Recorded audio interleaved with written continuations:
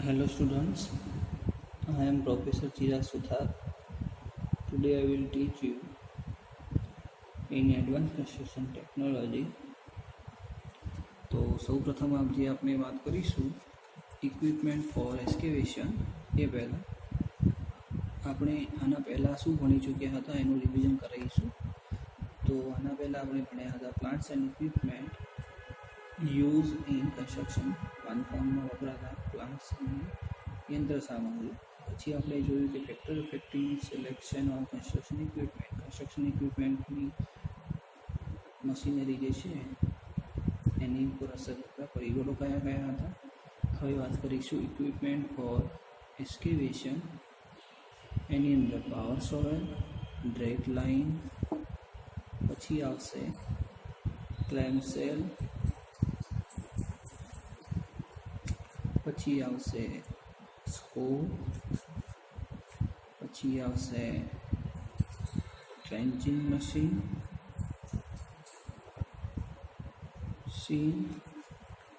પછી આવશે હોય. ઓકે, આને આપણે શું તમે આજ સુધી શું કહેતા હતા? JCB.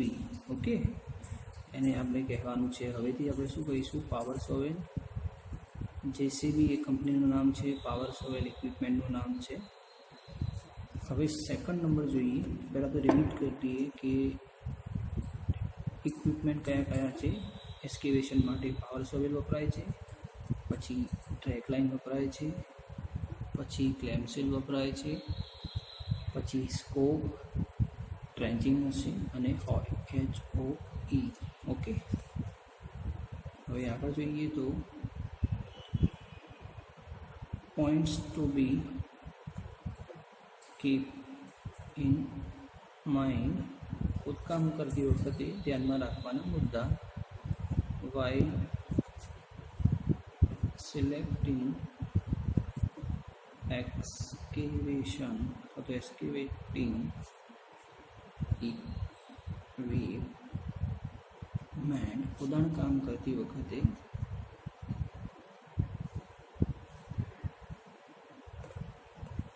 કયા કયા ઇક્વિપમેન્ટ એટલે કે ખોદકામ યંત્રની પસંદગી ઉપર આધાર રાખતી બાબતો અથવા તો આધાર રાખતા મુદ્દા કઈ કઈ બાબતો ધ્યાનમાં રાખવી જોઈએ. તો પહેલાં તો જોઈશું આપણે યંત્રનો પ્રકાર. ઓકે, કયા પ્રકારનું આપણું ઇક્વિપમેન્ટ છે. સેકન્ડ નંબર જોઈશું યંત્રનું માપ. ઓકે, થર્ડ નંબર આવશે આપણું યંત્રની ઇક્વિપમેન્ટની એફિશિયન્સી. પછી આવશે કે આપણે રેન્ટ પર લેવાનું છે કે પોતાનું ખરીદવાનું છે, યંત્ર ભાડે લાવવાનું છે કે ખરીદવાનું છે. પછી આવશે યંત્રની પ્રાપ્યતા, આપણને એ યંત્ર કઈ જગ્યાએથી મળી શકશે. પછી ઇક્વિપમેન્ટની ઉપયોગિતા એટલે યુઝિસ ઓફ ઇક્વિપમેન્ટ, કયા કયા કામમાં આપણને આ ઇક્વિપમેન્ટ ઉપયોગી બનશે. પછી છે કે એ લાવવાનો ખર્ચો કેટલો થશે, એટલે કે ઇક્વિપમેન્ટનો કોસ્ટ અથવા તો બેનિફિટ રેશિયો, આપણે લાવ્યા પછી એમાંથી કેટલી આઉટપુટ મળશે. પછી આવશે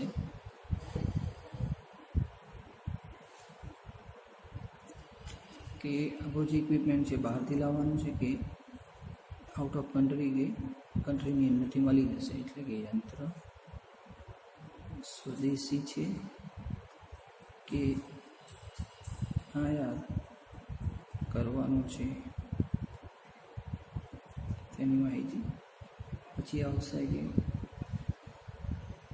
કે એના સ્પેર પાર્ટ અથવા તો તે જે પણ એનો પાર્ટ્સ હોય તૂટી જાય અથવા તો ડેમેજ થાય તો એ મળી શકે કે નહીં મળી શકે. યંત્રના છૂટક ભાગની અવેલેબિલિટી. પછી આવશે યંત્ર ચલાવવા માટેના માણસ અથવા તો કારીગર અથવા તો તેની સારસંભાળ યંત્રને ચલાવવા અથવા તો નિભાવવા માટે કારીગર જેનું આયુષ્ય કેટલું હશે, એનું યંત્રનું એની લાઈફ કેટલી રહેશે, આયુષ્ય, પછી આવશે યંત્રની જરૂરિયાતનો સમય. તો 12 રાઉન્ડ આપણા ટોપિક છે. એના પછી પણ ઘણા બધા ટોપિક છે, તો પહેલાં તો આ સમજી લઈશું. તો યંત્રનો પ્રકાર એટલે કયા પ્રકારનું યંત્ર છે, અલગ અલગ પ્રકારના ઇક્વિપમેન્ટ આવે છે, એસ્કેવેશન આવે છે, ઓકે, હાઉલિંગ આવે છે, એ પ્રમાણે. પછી આપણે એસ્કેવેશનની વાત કરીશું. પછી આવશે યંત્રનું માપ, એટલે કઈ સાઇઝનું આવશે, જે સાઇઝ પ્રમાણે આપણે આગળ વાત કરી હતી. પછી આવશે એફિશિયન્સી સૌથી વધારે મહત્ત્વની વસ્તુ છે. કોઈ પણ ઇક્વિપમેન્ટ આપણે જ્યારે ખરીદીએ ત્યારે એની એફિશિયન્સી સારી હોવી જરૂરી છે. ઓકે, ઇન શોર્ટ કે આપણને આઉટપુટ સારું મળવું જોઈએ એની અંદરથી. પછી આવશે યંત્ર ભાડે લાવવાનું છે, ખરીદવાનું છે. હવે જો તમને રોજના કન્સ્ટ્રક્શન વર્કની અંદર જો આપણે જરૂર પડતી હોય તો બેટર છે કે આપણે એને પરચેસ કરી લઈએ. અદરવાઇઝ જો એવા કામ ઊભા થતા હોય કે જેને કેસમાં જે ઇક્વિપમેન્ટની જરૂર પડતી હોય તો પછી આપણે એને ભાડે લેવું સરળ રહેશે. પછી યંત્રની પ્રાપ્યતા એટલે કે આપણને યંત્ર આપણા નજીકના વિસ્તારમાંથી અથવા તો કઈ જગ્યાએથી મળશે, આઉટ ઓફ કન્ટ્રી કે કન્ટ્રીની અંદરથી મળી જશે, એ પણ આધાર રાખે છે.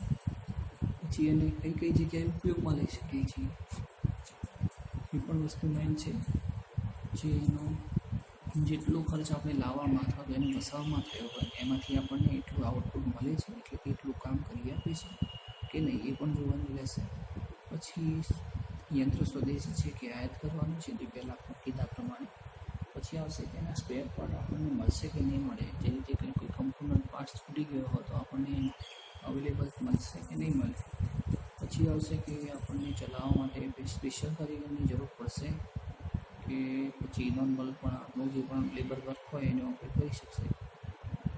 પછી એનું લાઈફ કેટલી હશે, કેટલા સમય સુધી એનું લાઈફ ચાલશે, અને જરૂરિયાત સમય યંત્રનું તમારે 2 મહિના માટે જરૂર હોય, 2 મંથ્સ માટેની જરૂર હોય તો પછી આપણે એને એટલે ઇન શોર્ટ કે ટાઈમ ડ્યુરેશન ઉપર પણ આધાર રાખે છે કે આપણે કેટલા સમય માટે ઇક્વિપમેન્ટની જરૂર પડવાની છે, તો એ પણ વસ્તુ એની અંદર કાઉન્ટ થતી હોય છે. પછી આવશે આગળ એની અંદર યંત્ર પાસે લઈ શકાતું મેક્સિમમ વર્ક. ઓકે, તો મેક્સિમમ વર્ક આપણને કેટલું મળશે. પછી કામનો પ્રકાર, કયા પ્રકારનું કામ કરવાનું છે આપણે. પછી કામનું કદ, કયા પ્રકારનું કેટલા પ્રમાણમાં કામ કરવાનું છે એ.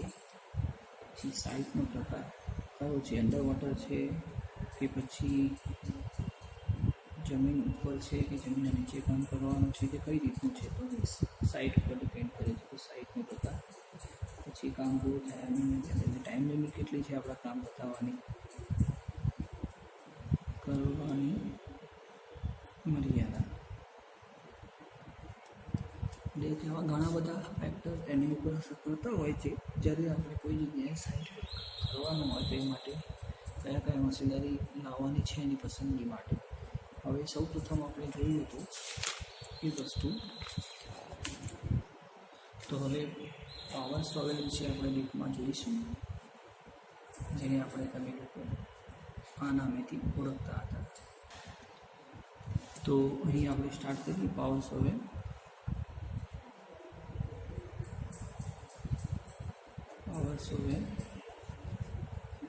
પાવર સોવેલનું સૌ પ્રથમ તો આપણે સ્કેચ બનાવીશું અને સ્કેચ દ્વારા એના કમ્પોનન્ટ સમજીશું કે કયા ભાગને શું કહેવાશે. આ એક આપણો ગ્રાઉન્ડ લઈ લઈએ, એની ઉપર આપણું આ ઇક્વિપમેન્ટ રહેશે.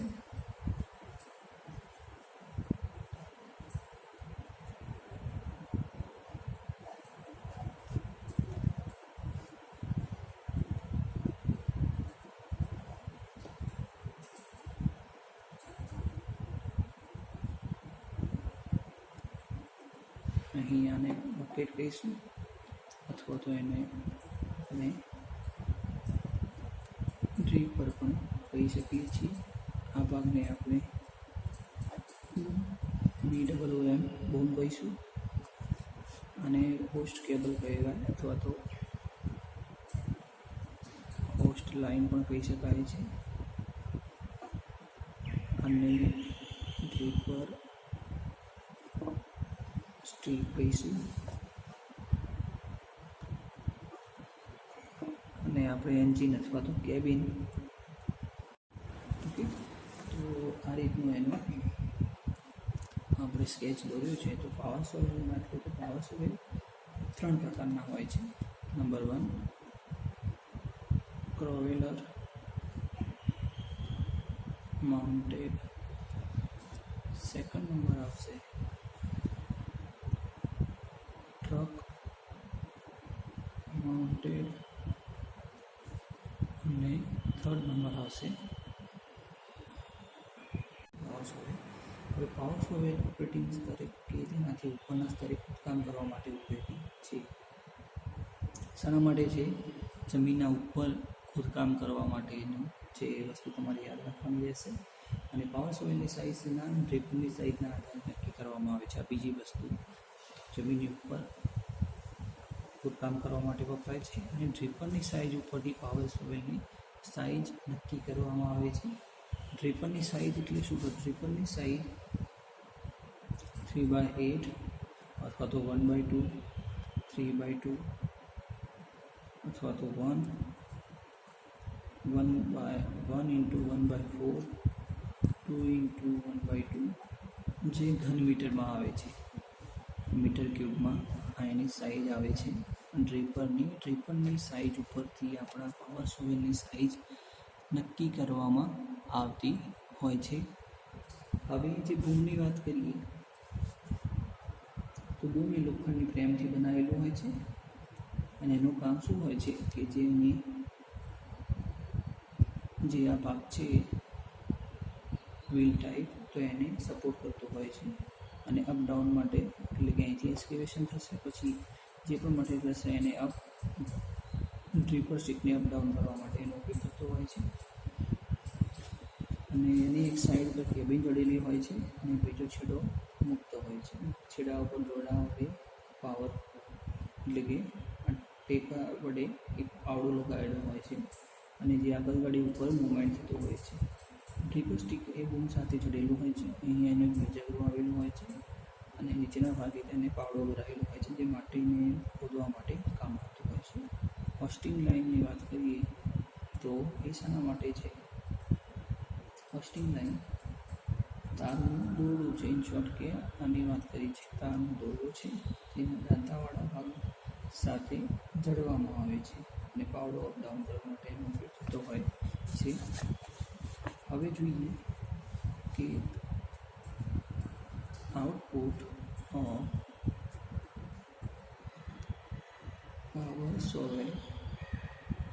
પાવર સોવેલનું આઉટપુટ નીકાળવું હોય તો એના માટે ઇક્વેશન છે આપણી પાસે, અને ઇક્વેશનની અંદર V/TC × N. Okay, V/TC × N, જેમાં Vનો મતલબ થશે ખોદેલી માટેનું કદ, એક્સકેવેશન સાઈઝ, પછી TC એટલે કે ખોદાણમાં એક સાયકલ માટે લાગતો સમય, એટલે ખોદાણ માટે લાગતો સમય. T એટલે કે ટાઈમ્સ, N એટલે કે 1 કલાકમાં થતા સાયકલની સંખ્યા. એટલે એક વખત એક્સકેવેશન થશે, પછી એને ટ્રક અથવા તો ડ્રમ્પની અંદર નાખશે, પછી બીજી વખત, એટલે કે કેટલા વખત સાયકલ થાય છે, તો એમાં એ પ્રમાણે આપણને આઉટપુટ મળશે.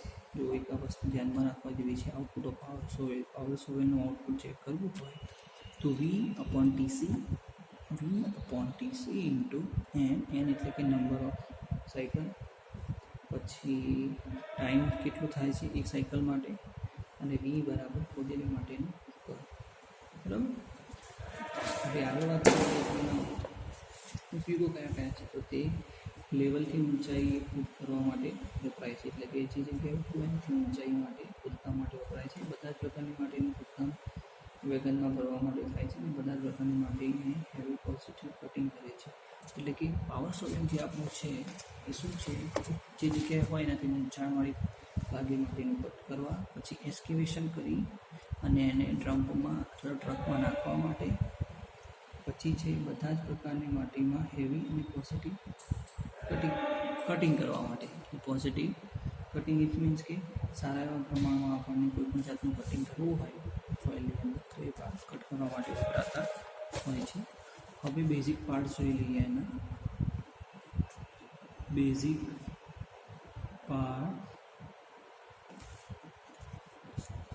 બેઝિક પાર્ટની અંદર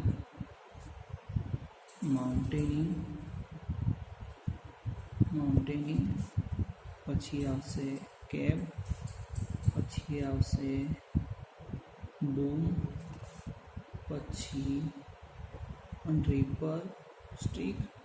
જીટીયુની એક્ઝામની અંદર આ પૂછાતું હોય છે, મોસ્ટ આઈએમપી ક્વેશ્ચન છે તમારો. હોસ્ટ લાઇન અને ડ્રીપર જે તમને હમણાં સમજાવ્યું છે, ખાલી તમારે યાદ રાખી લેવાનું છે. માઉન્ટેનિંગ, કેબ એટલે કે કેબિન, બૂમ, ડ્રીપર, હોસ્ટ લાઇન અને ડ્રીપર, અથવા તો તમે આને શોર્ટમાં MCBDHD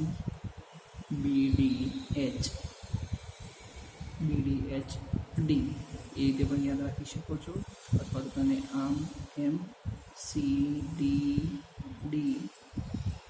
તમને જે પણ યોગ્ય લાગે મેથડ એ તમે શોર્ટમાં આના પહેલાં નામના જે છે જે શબ્દો છે એ યાદ રાખી શકો, તો પછી તમને પાછળથી બધું યાદ આવી જશે. હવે વાત કરીએ કે આઉટપુટની બાબત ઉપર, તો પાવર સોવેલ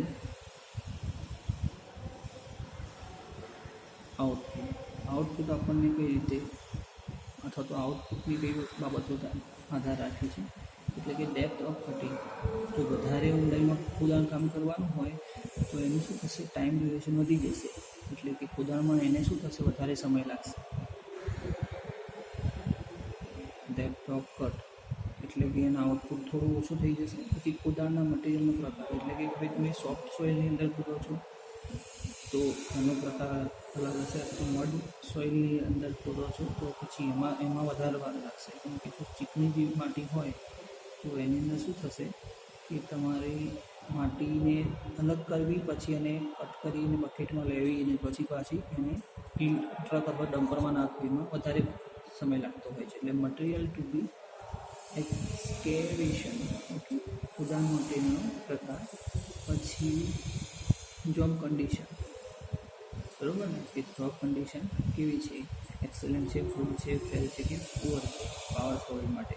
પછી ક્લાઇમેટિક કન્ડિશનની વાત કરીએ તો હવામાન જો તમારું ભેજવાળું હોય તો તમારી જે સોઇલ માટી જે પણ મટીરિયલ હશે એ વરસાદના કારણે પલળશે. પલળવાથી એનું વેઇટ વધી જશે, તો ઇનડાયરેક્ટલી તમારી જે કામ કરવાની એફિશિયન્સી છે એ ઇક્વિપમેન્ટ તમારી ઓછી થઈ જશે.